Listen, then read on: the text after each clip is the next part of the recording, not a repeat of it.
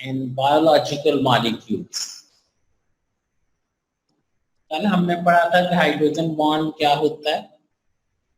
Hydrogen अगर किसी more electronegative atom जैसा कि नाइट्रोजन, ऑक्सीजन और फ्लोरीन है, इनके साथ बॉन्डेड हो तो उस हाइड्रोजन पे पार्शियल पॉजिटिव चार्ज आ जाता है, और वो हाइड्रोजन जिस पे पार्शियल पॉजिटिव चार्ज है वो किसी नेबरिंग मॉलिक्यूल के पार्शियल नेगेटिवली चार्ज एटम को अट्रैक्ट करती है। उस अट्रैक्शन को हम हाइड्रोजन बॉन्डिंग कहते हैं। हाइड्रोजन बॉन्डिंग भी एक स्पेशल किस्म की डाइपोल फोर्स है। स्पेशल बात इसमें यह है कि जो मोर इलेक्ट्रोनेगेटिव एटम होगा उसके पास लोन पेयर ऑफ इलेक्ट्रॉन होगा और हाइड्रोजन उसके साथ लोन पेयर के साथ एक किस्म का कोऑर्डिनेट कोवलेंट बॉन्ड बनाएगी। या यूं कहिए कि स्पेशल बात यह है कि ये आम किस्म के कोवलेंट बॉन्ड की निस्बत, आम किस्म की डाइपोल फोर्सेस की निस्बत हाइड्रोजन बॉन्डिंग ज्यादा स्ट्रॉन्ग है। आम किस्म की डाइपोल फोर्सेस से ये स्ट्रॉन्ग है, लेकिन कोवलेंट बॉन्ड की निस्बत 20 गुना वीक है। कल हमने कहा था डाइपोल फोर्सेस की स्ट्रेंथ कोवलेंट बॉन्ड की स्ट्रेंथ का 1% होती है, और हाइड्रोजन बॉन्ड की स्ट्रेंथ कोवलेंट बॉन्ड की स्ट्रेंथ का 5% होती है। तो डाइपोल से ये काफी स्ट्रॉन्ग है, लेकिन कोवलेंट बॉन्ड से ये काफी वीक है। तो कल हमने इस हाइड्रोजन बॉन्डिंग के असरात पढ़े थे कि पानी बॉइलिंग पॉइंट ज्यादा होता है क्योंकि 2 हाइड्रोजन बॉन्ड हैं, HF का उससे कम होता है, 1 हाइड्रोजन बॉन्ड है। अमोनिया का और कम होता है क्योंकि उसमें नाइट्रोजन की इलेक्ट्रोनेगेटिविटी फ्लोरीन और ऑक्सीजन से कम है और उसमें भी 1 हाइड्रोजन बॉन्ड है। और कुछ बातें और पढ़ी थी कि जी HF वीक एसिड होता है हाइड्रोजन बॉन्डिंग की वजह से। पेंट्स और एडहेसिव वगैरह, हनी वगैरह, ग्लू है, स्टिकी होते हैं हाइड्रोजन बॉन्डिंग की वजह से। वो कंपाउंड जो पानी के साथ हाइड्रोजन बॉन्डिंग कर सकते हैं वो पानी में सॉल्युबल होते हैं, अल्कोहल, कार्बोक्सिलिक एसिड वगैरह पानी में सॉल्युबल होते हैं। तो कुछ असरात, बॉइलिंग पॉइंट्स पे असरात, सॉल्युबिलिटी पे असरात, इसी तरह एडहेसिव एक्शन, चिपकने की सलाहियत, ये हाइड्रोजन बॉन्डिंग के कल असरात हमने पढ़े थे। आज का लेक्चर शुरू होता है, कभी पेपर में आ जाए, right role of hydrogen bonding in biological molecules. Living things में जो मॉलिक्यूल्स पाए जाते हैं जैसा कि डीएनए है, प्रोटीन है, फैट्स एंड ऑयल्स है, उनमें हाइड्रोजन बॉन्डिंग का क्या कमाल है। मसलन डीएनए, आपने अगर एफएससी में बायोलॉजी रखी है तो आप तक पढ़ चुके होंगे, और अगर मैथ रखा है तो 9th 10th में बायोलॉजी में डीएनए की स्ट्रक्चर पढ़ी होगी। डीएनए जो होता है वो 2 स्ट्रैंड्स पर मुश्तमिल होता है, लेडर लाइक स्ट्रक्चर, और वो दोनों स्ट्रैंड एक दूसरे के गिर्द बल खाए हुए होते हैं, डबल हेलिकल स्ट्रक्चर होती है। ये डीएनए के 2 स्ट्रैंड्स हैं, ये दोनों स्ट्रैंड आपस में जुड़े रहते हैं by means of hydrogen bonding. मसलन एक स्ट्रैंड में अगर एडेनिन न्यूक्लियोटाइड है, याद रहे कि डीएनए पॉलीन्यूक्लियोटाइड होता है, और न्यूक्लियोटाइड आप जानते हैं 3 चीजों से बनता है, फॉस्फेट, डीऑक्सीराइबोस शुगर और एक nitrogenous base, adenine, cytosine, guanine, thymine. ये नाइट्रोजनस बेसिस हैं, इनके साथ डीऑक्सीराइबोस शुगर मिलती है और उसके साथ एक फॉस्फेट अटैच होता है, तो उसको मिला के एक न्यूक्लियोटाइड कहते हैं। बहुत सारे न्यूक्लियोटाइड मिलके एक पॉलीन्यूक्लियोटाइड चेन बनाते हैं। ये दूसरी पॉलीन्यूक्लियोटाइड चेन है, और दोनों चेन्स पॉलीन्यूक्लियोटाइड चेन्स आपस में जुड़ी रहती हैं by means of hydrogen bonding. Adenine thymine के साथ हाइड्रोजन बॉन्डिंग करती है। बायोलॉजी वाले कहते हैं adenine always pairs with thymine and cytosine pairs with guanine. और ये दोनों स्ट्रैंड, एक में अगर एडेनिन होगा सामने थाइमीन आएगा, एक में साइटोसिन होगा सामने गुआनिन आएगा, इधर गुआनिन होगा उधर साइटोसिन होगा। तो ये दोनों स्ट्रैंड आपस में जुड़े रहते हैं by means of hydrogen bonding. और इसमें याद ये रखना है कि इसका डायामीटर तकरीबन, इसकी चौड़ाई, इस डबल हेलिक्स की चौड़ाई तकरीबन 18 to 20 एंगस्ट्रॉम यूनिट होती है। पहले ये ऐसे सीधी लैडर लाइक स्ट्रक्चर बनती है और फिर ये बल खा के ये डबल हेलिकल स्ट्रक्चर में चेंज हो जाता है। तो आसान लफ्जों में यूं कहिए, बायो वाले तो इसमें काफी सारा लिख सकते हैं, लेकिन मैथ वाले सिर्फ ये याद रखने के नंबर 1 डीएनए 2 स्ट्रैंड्स पर मुश्तमिल है।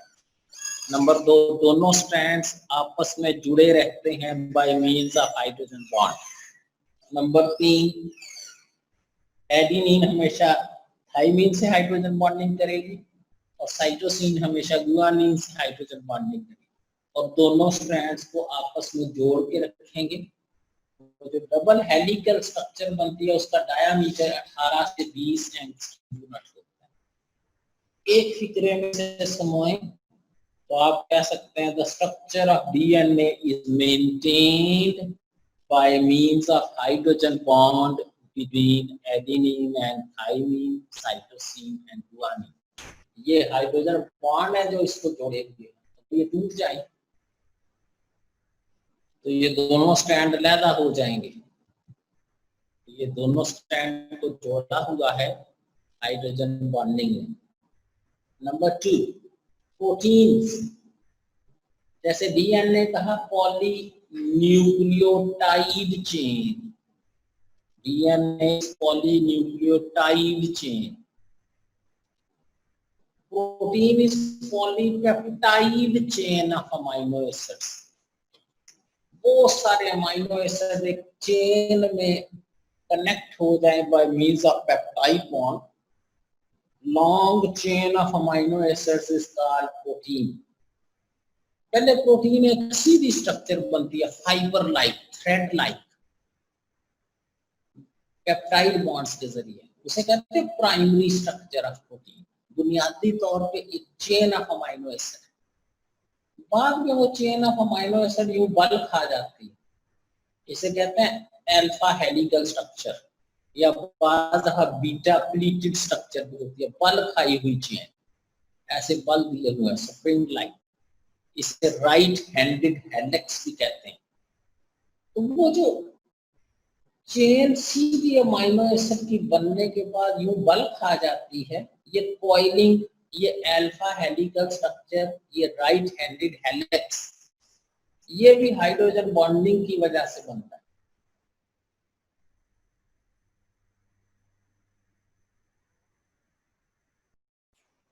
इस होता है जिसे ग्रुप कहते हैं C डबल बॉन्ड O, और कुछ अमाइनो ग्रुप होते हैं NH। हर अमाइनो एसिड में एक कार्बोक्सिल ग्रुप और एक अमाइनो ग्रुप जरूर होता है। तो ये एक हेलिक्स में अगर कार्बोनाइल ग्रुप हो that is vertically adjacent two amino group of other helix, अगर यहाँ NH है यहाँ कार्बोनाइल है तो ये आपस में हाइड्रोजन बॉन्डिंग करेंगे, तो ये हेलिक्स को कायम रखते हैं hydrogen bond between carbonyl group of one amino acid and amino group of other amino acid।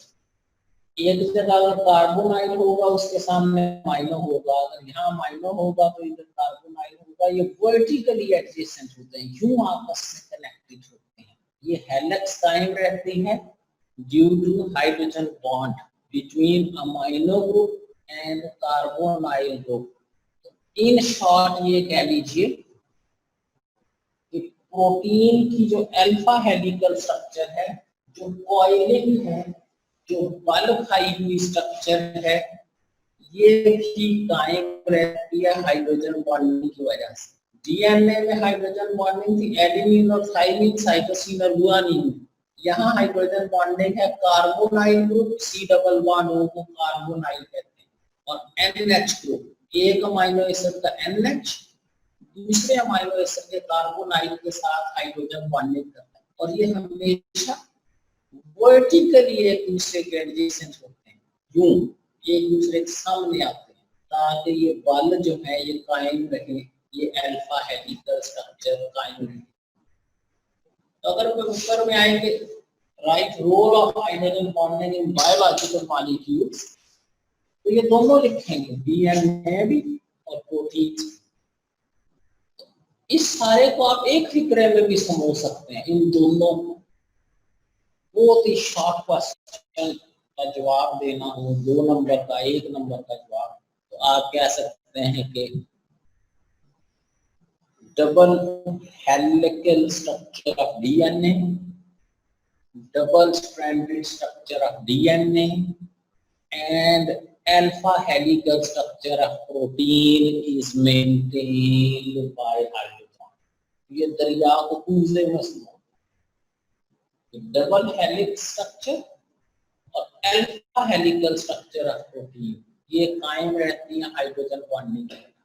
अब बाकी इसमें मिर्च मसाले डालने हैं, तफसील बयान करनी है कि जी एडेनिन और थाइमिन में हाइड्रोजन बॉन्ड बनता है, साइटोसिन और गुआनिन में हाइड्रोजन बॉन्ड बनता है, और इसका डायामीटर 18 से 20 एंगस्ट्रॉम होता है, और इन हाइड्रोजन बॉन्ड की वजह से ये डबल स्ट्रैंडेड स्ट्रक्चर कायम रहती है। इसमें मिर्च मसाले डालने हैं कि जी protein is a linear chain of amino acid that is called polypeptide chain, it becomes coiled due to hydrogen bonding, carbonyl group and amino group are vertically adjacent to each other, they have hydrogen bond among themselves and maintain this structure। तो आगे तफसील जितनी वर्षी।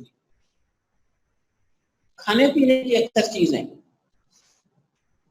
जिन्हें हम nutrients कहते हैं, हमारी खुराक के 6 main nutrients, proteins, carbohydrates, lipids, vitamins, mineral, water, सवाए मिनरल्स के मादनियात, नमक वगैरह, बाकी सारी चीजें जितनी हम खाते हैं सवाए डांट और मार के, वो मोस्टली हाइड्रोजन बॉन्डेड मॉलिक्यूल्स हैं। डांट और मार में हाइड्रोजन बॉन्डिंग होना चाहिए, ये मारने वाले या टेम्परेचर पे, लेकिन बाकी मोस्टली जो चीजें हैं they are hydrogen bonded. Carbohydrates में भी हाइड्रोजन बॉन्डिंग है, प्रोटीन्स में भी हाइड्रोजन बॉन्डिंग है, लिपिड्स फैट्स एंड ऑयल्स में भी है। और जब हम चीजें खाते हैं और उन्हें डाइजेस्ट करते हैं तो digestion mostly involves breaking of these hydrogen bonds. जब हम कहते हैं डाइजेशन हो रही है तो इसका मतलब अक्सर बॉन्ड्स ब्रेक किए जा रहे हैं, और मोस्टली हाइड्रोजन बॉन्डिंग को ब्रेक किया जाता है। पानी में भी हाइड्रोजन बॉन्डिंग है, वो डाइजेशन में बड़ा इंपॉर्टेंट रोल प्ले करता है। तो food material are mostly hydrogen bonding molecule. During digestion these hydrogen bonds are broken and they are converted into simpler molecules. Detergents, washing powder, Surf, bright, Ariel, Wheel washing powder, Bonus, ये जितने कपड़े धोने वाले powder है वो कैसे कपड़े को साफ करते हैं। आप बगैर डिटर्जेंट के कपड़े धोएं सिर्फ पानी से, तो दाग धब्बे आसानी से नहीं उतर, खासतौर पर चिकनाई के दाग हों तो पानी डाल के वो आसानी से नहीं उतर। लेकिन डिटर्जेंट डालते हैं तो कपड़े बड़े अच्छे साफ होते हैं, चिकनाई वगैरह के दाग उतारे जा सकते हैं। तो सवाल पैदा होता है कि डिटर्जेंट्स के पास ऐसा क्या जादू है कि वो दाग धब्बों को उतार देता है, चिकनाई वगैरह को धो देता है, ऑयल के, ग्रीस के स्टेन्स हों उनको रिमूव करता है। तो उसमें चक्कर ये है कि डिटर्जेंट के अंदर एक कंपाउंड होता है जिसे सरफेक्टेंट कहते हैं। ये सरफेक्ट लिखा गया, सरफेक्टेंट पूरा लफ्ज लिखें, सरफेक्टेंट। एक ऐसा कंपाउंड होता है डिटर्जेंट में जिसे सरफेक्टेंट कहते हैं। उसका एक एंड पोलर होता है और दूसरा एंड नॉन पोलर होता है। बड़े बड़े मॉलिक्यूल होते हैं सरफेक्टेंट, लॉन्ग चेन मॉलिक्यूल, एक एंड पोलर, दूसरा नॉन पोलर। अब जो पोलर एंड होता है डिटर्जेंट्स का, सरफेक्टेंट्स का, वो पानी के साथ हाइड्रोजन बॉन्डिंग कर सकता है, इसलिए पानी में हल हो जाता है, पानी के अंदर जाने की कोशिश करता है, उसमें डिसॉल्व होता है। जो नॉन पोलर एंड है सरफेक्टेंट का, नॉन पोलर पानी में हल नहीं होता। वो जो नॉन पोलर एंड है वो फैट्स और ऑयल्स वगैरह, ये भी फैट्स और ऑयल्स भी नॉन पोलर होते हैं। वो नॉन पोलर एंड फैट्स और ऑयल्स की तरफ अट्रैक्ट होता है। अब सरफेक्टेंट एक पुल का काम कर रहा है, एक तरफ से उसके पोलर एंड ने वाटर मॉलिक्यूल के साथ इंटरेक्शन की हुई है और दूसरी तरफ से उसके नॉन पोलर एंड ने फैट्स एंड ऑयल के साथ अट्रैक्शन की हुई। उसका नतीजा ये निकलता है कि वो सरफेक्टेंट ग्रीस, चिकनाई वगैरह के दाग धब्बों को कपड़े से खींच के पानी में ले जाने की कोशिश करता है। अगर वो नॉन पोलर एंड नहीं होगा तो ग्रीस वगैरह डायरेक्ट पानी में नहीं जा सकती, पानी में हल नहीं। तो वो सरफेक्टेंट का polar and, it forms hydrogen bond with water, and non-polar end removes stains of fats and oils etc. from fabric. Non-polar का काम है चिकनाई को उतारना और पोलर एंड का काम है उस चिकनाई को पानी में लेके जाना। आप कह सकते हैं क्लींजिंग एक्शन, सफाई करने का जो रोल है डिटर्जेंट का, it is due to hydrogen bonding. तो जिधर देखता हूं उधर तू ही तू है। शायर कहता मैं जिधर नजर डालूं मुझे हाइड्रोजन बॉन्डिंग नजर आती है। पानी में हाइड्रोजन बॉन्डिंग है, प्रोटीन्स में, डीएनए में, कार्बोहाइड्रेट्स में, डिटर्जेंट्स में, पेंट्स में, हनी में, हर चीज के अंदर। बल्कि किताबों में लिखा होता है, जाके ये फिक्र ढूंढिएगा, एक जगह लिखा होगा, ढूंढे खुद, गौर से पढ़ेंगे तो मिल जाएगा कि अगर हाइड्रोजन बॉन्डिंग ना होती तो जमीन का नक्शा ही कुछ और हो। ऐसी जिंदगी जमीन पे ना होती जैसे हमें नजर आ रही। बिल्कुल हम हाइड्रोजन बॉन्डिंग की वजह से ये सारी ये रंगीनियां और ये सारे पानी और सारी बर्फ और सारी चीजें देखें। The pattern of life on Earth would have been quite different in absence of hydrogen bonding. तू जो नहीं है तो कुछ भी नहीं। शायर कहता है मेरी प्यारी हाइड्रोजन बॉन्डिंग अगर तुम ना होती तो ये जमीन का नक्शा भी ऐसा ना होता। तो ये सारी शायरी जो है ये केमिस्ट्री से रिलेटेड है। ये धुआं सा कहाँ से उठता है, जहां अमोनिया और HCl मिले वहां व्हाइट फ्यूम है। तो शायद बेताब हो गया क्या उठता है कि ये धुआं सा आप कहेंगे अमोनिया और HCl मिलकर व्हाइट फ्यूम बना रहे। तू जो नहीं है तो कुछ भी नहीं है। शायद कहता है मेरी प्यारी हाइड्रोजन बॉन्डिंग अगर आप न होती तो ये जमीन का नक्शा भी इस तरह नहीं। तो एक हाइड्रोजन बॉन्डिंग का सबसे बड़ा कमाल जो है वो बड़ी दिलचस्प चीज है, बहुत ही गौर तलब। अमूमन जनरली मोस्टली अक्सर औकात यानी ज्यादातर सॉलिड्स लिक्विड्स में डूब जाते हैं। अक्सर सॉलिड लिक्विड में डूब जाते हैं क्योंकि सॉलिड्स की डेंसिटी लिक्विड से ज्यादा होती है। लेकिन आइस, बर्फ एक ऐसा सॉलिड है जो अपनी लिक्विड स्टेट के ऊपर तैरता है, यानी है सॉलिड आइस लेकिन पानी के ऊपर तैरती है। बाकी सारे सॉलिड अपने लिक्विड में डूब जाते हैं, अपनी लिक्विड स्टेट। आइस अपनी लिक्विड स्टेट यानी पानी, उसकी सरफेस पे तैरती है। और यही पेपर में पूछ लेते हैं कि बाकी सारे सॉलिड तो डूब जाते हैं, तो ये क्यों तैरना शुरू करते हैं? Why ice floats in the surface, floats on the surface of water? ये पेपर में आने के रोशन अमकानात है। इसके ऊपर 200 वाट का बल्ब लगा हुआ है, बशर्ते कि उसने लोड शेडिंग ना हुई, ये ना हो तो बिजली गई हो तो बल्ब कैसे जलते, वरना इसने आना ही आना। कि बर्फ पानी के ऊपर क्यों तैरती है? तो इसका एक फिक्रे में जवाब तो ये है कि हर वो चीज जिसकी डेंसिटी कम हो वो सरफेस के ऊपर तैरती है। अगर बर्फ पानी की सतह पर तैरती है तो ये निशानी है, इसका मतलब ये है कि बर्फ की डेंसिटी कम है।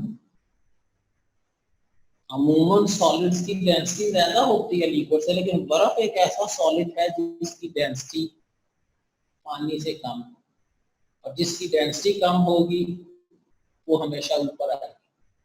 जैसे हमने कहा था गैसेस की डेंसिटी लिक्विड से कम होती है, इसलिए बुलबुले बन के निकलते। ऐसे आइस की डेंसिटी पानी से कम है, इसलिए ऊपर है। अब सोचने की बात है कि इसकी डेंसिटी पानी से क्यों कम है, सॉलिड्स की तो ज्यादा होती है, इसकी क्यों कम? तो ये बड़ी दर्दनाक कहानी। इसको अगर आप और से सुनेंगे तो आपकी आंखों में आंसू आ जाएंगे। ऐसी मजलूमियत भरी दास्तान है, इसलिए इसको बड़े हौसले से सुनना है।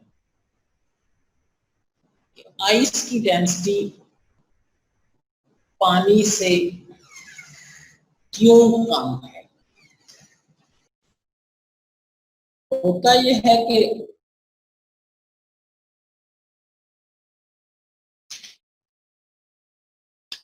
आइस की डेंसिटी कम होने की वजह क्या है? Normally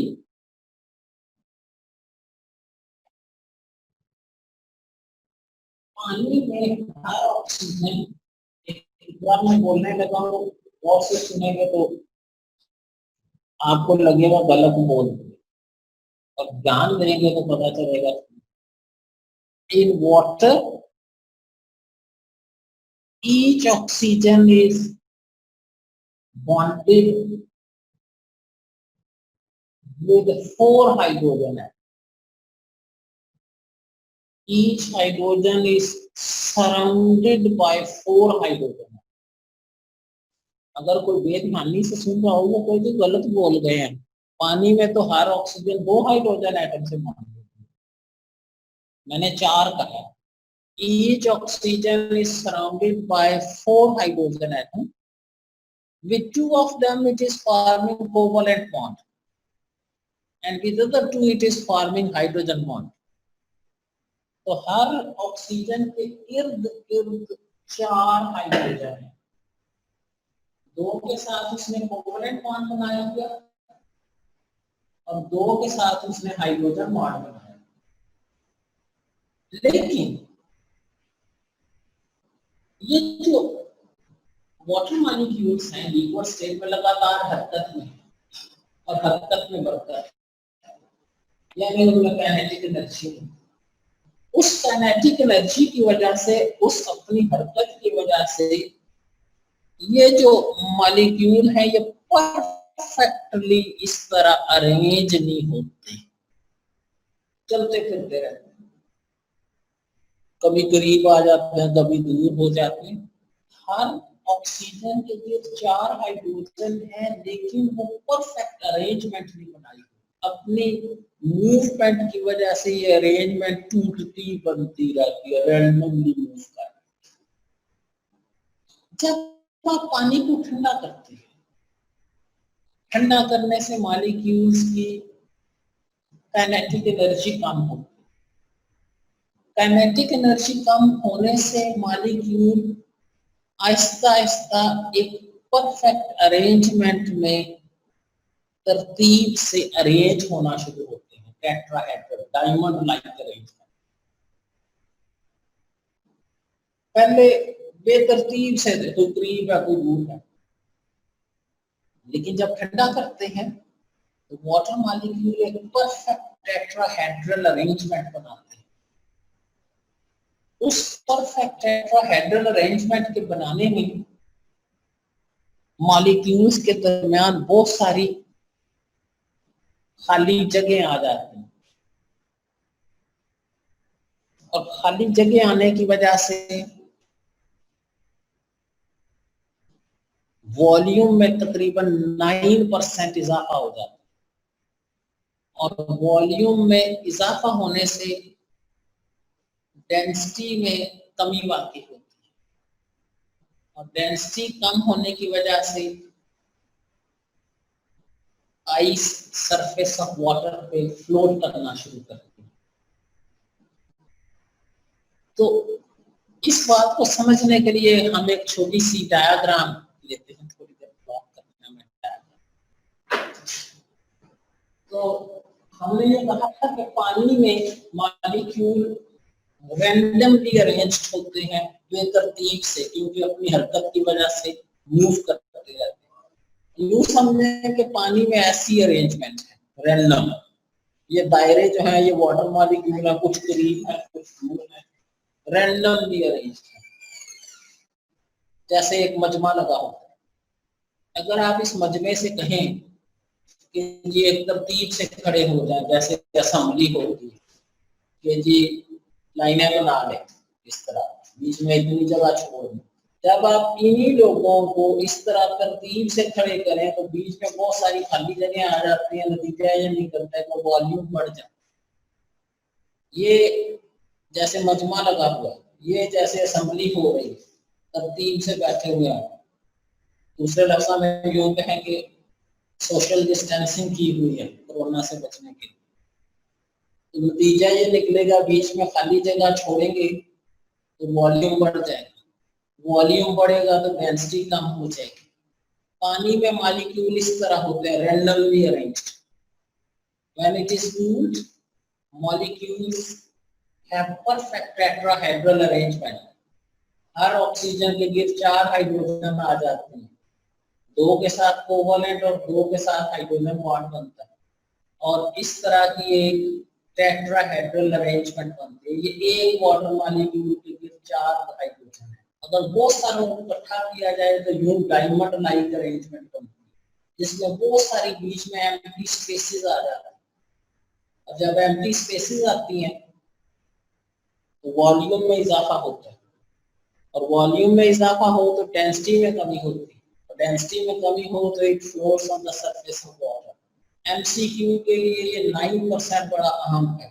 very often asked in the examination, ice का वॉल्यूम पानी से कितना ज्यादा होता है? 9%। 100 मिलीलीटर वाटर को अगर फ्रीज करेंगे तो जो आइस बनेगी उसका वॉल्यूम 109 मिलीलीटर होगा।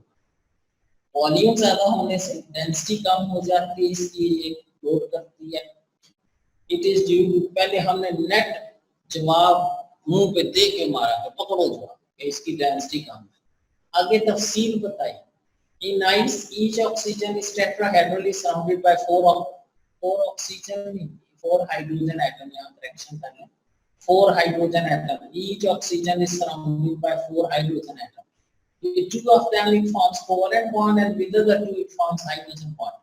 Thus, an open diamond-like arrangement structure is produced with a lot of empty spaces. इस तरह की स्ट्रक्चर बनती है जिसमें खाली जगह आती है। Thus, volume of ice is 9% greater than water. Hence, it has low density. It flows on the surface of water. बड़ा अहम क्वेश्चन है पेपर के पॉइंट ऑफ व्यू से। शायद ही आज तक कभी ऐसा हुआ हो कि ये पेपर में ना इसको आज देखिए, हाइड्रोजन बॉन्डिंग का टॉपिक तैयार करें। परसों मुमकिन आते ही मैं बोर्ड पे इस अब तक जितने टॉपिक पढ़े हैं इस चैप्टर के, जितने भी पढ़े हैं उसमें से बोर्ड पे question, sample question, short question लिख दूंगा और मुमकिन आपसे पूछा जाएगा इसका क्या जवाब बताया था, इसका क्या था, तो पढ़ के बैठिए, एक एक दो दो फिक्रों में आंसर्स आप दे सकेंगे। और जो ऑनलाइन अटेंड कर रहे हैं उनसे भी पूछा जाएगा कि किस क्वेश्चन का क्या जवाब है। तो बस कुछ रिवीजन करेंगे, आपसे पूछिए और नेक्स्ट